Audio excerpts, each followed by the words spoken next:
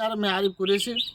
રાજપીપળામાં આવેલ મુસ્લિમ સમાજના કબ્રસ્તાન અને ઈટાના ભટ્ટાની પછાડી 9 તારીખ યાની કે 8 તારીખે રાત્રે એક બકરી પર ખેડૂતની બકરી ઉપર દીપડાએ માલણ કર્યું હતું, ત્યારે તેનું બકરીનું મોત થયું હતું. ત્યારબાદ તેના સમાચાર પ્રસારિત કરવામાં આવ્યા હતા અને તે બકરી માલિક છે તેના દ્વારા ફોરેસ્ટ વિભાગને જાણ કરવામાં આવી હતી. ત્યારબાદ જ્યાં મારણ કર્યું હતું બકરીનું ત્યાં હાલ ફોરેસ્ટ વિભાગ દ્વારા પિંજરું મૂકવામાં આવ્યું છે. તમે દૃશ્યમાં જોઈ શકો છો કે આ પિંજરું પાછલા 3 દિવસ જેટલા સમયથી મૂકવામાં આવ્યું છે એવી માહિતી મળી છે અને એના સ્થાનિકો દ્વારા કહેવામાં પણ આવ્યું છે કે અહીંયા પિંજરું મૂક્યું છે, એની અંદર સાંજ હોરા અંદર મરઘું મૂકવામાં આવે છે, જેથી દીપડા જો આવે અને ફરી જોઈએ તો એનું માલણ કરવા માટે આવે તો પિંજરામાં એ પુરાય તેવા આશયથી આ પિંજરું ફોરેસ્ટ વિભાગ દ્વારા મૂકવામાં આવ્યું છે.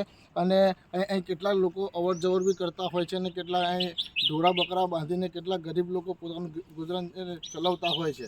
આવા દીપડાઓ હવે રાજપીપળા શહેરમાં પણ આવી જતા હોય છે, એટલે ચિંતાનો વિષય છે.